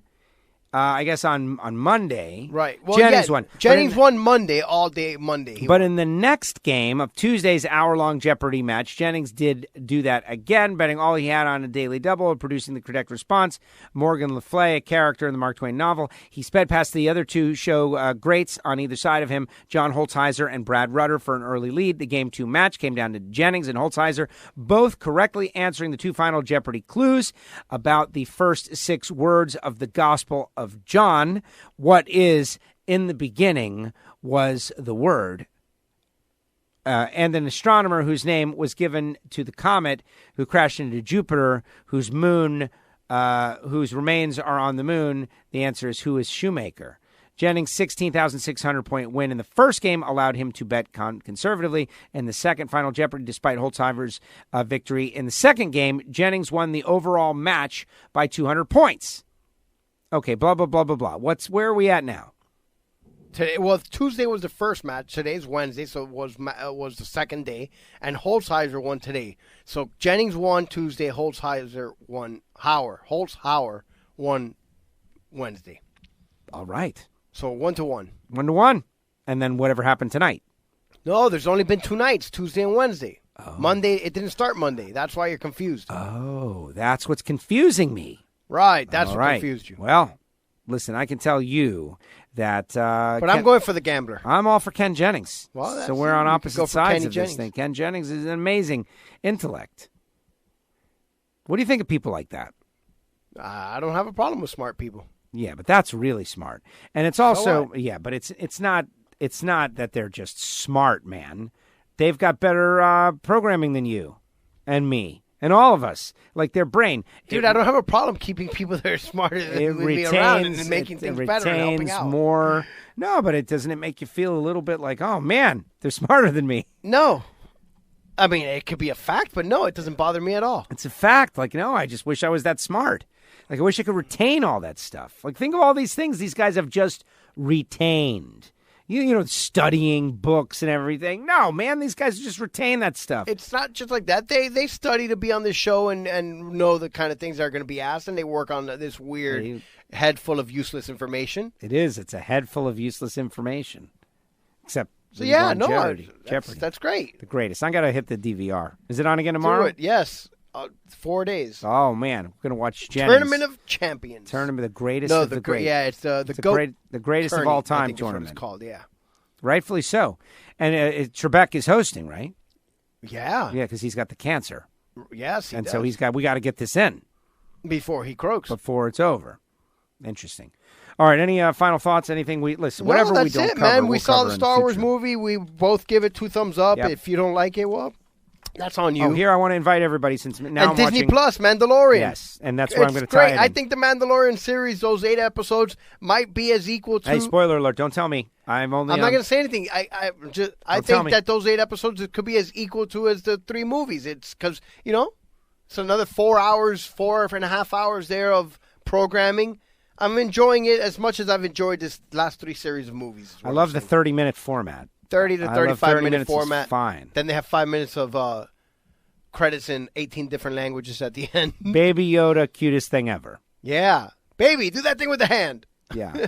Cute. Did you just spoil something for me? No. I'm just telling you. I think you might have. Nah, you don't know. I've only seen episode 6. You don't know what you don't know. That's it. You're only up. Did you watch 6 already? I watched the one with with the prisoner, where they go get that one. Yeah. And then I started to watch the next episode, but gave up. I'm going to watch that tomorrow. Yeah. Well, you got to pull through these last 2, man. I got to get through these last 2 episodes. Yeah, that's it. Mandalorian is great. Yeah. Can I mention characters, and will that throw you off or something? I know who people are, but There's you might. Moss Gideon. Oh, you know. Oh, okay. We'll find out about Moss Gideon. Yeah, I don't know him yet. He came in the final 2 episodes. You knew that. You just ruined it for me. It's ruined. I'm just giving you a name out there, throwing a name out there. What if I said the Emperor or something? I know the Emperor. Different. Yeah. All right. Well, what about Apollo Creed? Apollo, yeah. Apollo Creed's in it. Yeah. Lots of interesting stuff. Nick Nolte. Yeah, and Bill Burr. Yeah. How about Bill Burr? He was in it. There are all kinds of cameos. It's great. What about The Irishman? I just watched the Irishman. Great. A lot of awards and stuff. Well, I watched the Golden Globes the other day, and Salma Hayek was amazing. Goodness. Yeah, Salma Hayek's been amazing. But this was incredible. That respect that I had, that scene from Dusk Till Dawn where she's doing Santanico Pandemonium. I think she looks better now, though. How did that happen? She's just older now. She's bigger. She's thicker, yeah. I don't want to use the term huge. Big. I wouldn't call it huge. I'd say thick. Well, what I'm talking about. Yeah, huge. no. Well, yes, you are right. Her mammary glands are massive. That was insane. I couldn't believe it. It should have been illegal. I'm surprised that censors. I think it might be illegal in some places. But anyway, long story short is I've said that too many times on this show. The Quentin Tarantino Hollywood Once movie. Once Upon a Time in Hollywood or in America or whatever. 3 hours and 20 minutes. Yeah, you see, look, no problem with 3 hours. Leonardo DiCaprio and Brad Pitt, 2 of your favorites. I'm really kind of surprised you haven't already seen that. Quentin Tarantino, Leo DiCaprio, and Brad Pitt. It's been a whirlwind around my life for the last month. So. Well, but that's what I'm saying. Is you got to make time for these kind of things. Like Pulp Fiction is one of your favorite things and favorite movies ever. Yes, right. That's Quentin Tarantino and a lot of great stuff. People are saying that this is Quentin's best effort. That this is the best thing. Can't be better than The Dogs. I'm telling you, man. That's what they're saying. And it won awards, and it's got Leo, and it's got Brad Pitt, and it's got. Yeah. Come on, man. What's her name? Not Kate Upton, the other one. Not Kate Upton. No, the other one. The beautiful girl. She was in Wolf of Wall Street. Oh, Margot Robbie. It's got Margot Robbie. It's got everybody that we agree that we love, right? They're all in there. Yes. And supposedly it's great. And then there's The Irishman, which has got every gangster guy you've ever loved, including Harvey Keitel and Joe Pesci and Pacino and De Niro. It's got everybody. Yeah, I saw a trailer, one of those trailers. It was 18 minutes long. 3 hours. That was the joke. You stole Ricky Gervais' joke. Yeah, the trailer for The Irishman is going to be 18 minutes. Right. Got to see that. We got some serious movie watching we got to do. I just occupied 7 hours of our lives. Exactly. That's the thing with 3 hours. Who's got 3 hours anymore? Well, I know our listeners got 1 hour and 47 minutes, but they're designed to listen to this while they're doing other stuff. You can't do other stuff while watching a movie. Absolutely you cannot. You got to focus on the movie. You got to turn off the phone. Turn off the damn phone. All right. I'm going to turn off the damn show. You got anything else? Nah, I'm done too. Me, man. Hey, Playoffs? WFO listeners, here's the deal. We love you guys. It's a rare breed of person that enjoys this. We are our own unique thing. We are WFO Ignition. I'm Joe. He is Gio. That's right. We cover a lot of ground, and you can either keep up or you can't. Maybe you're looking, oh, no, this got to stop it. You want me to stop it? Yeah, there's one thing I wanted to bring up. Just stop it. It's interesting. I brought this up early in the show. It was not the right time. I want to read it. Marvin Rodak from Rodak's Coffee and Grills put it up on our Facebook group. I just was amazed, and so you'll be amazed. Texan breaks marksmanship world record with 3-mile shot. Wow. Yeah. Yeah, that's pretty impressive. Right? 15,000 feet. Yeah. 3 miles. Okay. A man from West Texas has just set a new world record after hitting his target from 3 miles away. That's unbelievable. 41-year-old Bill Poor hit a 53-inch target from 5,280 yards with a .408 K-TAC, firing a 390 bullet at 3.160 feet per second after firing 8 shots. So on his 9th shot, he hit it. The previous record of 2.84 miles, 5,000 yards, had been set by a retired Navy SEAL, Charles Melton, in 2007 after firing 38 shots. Wow, so this guy did it like in a third.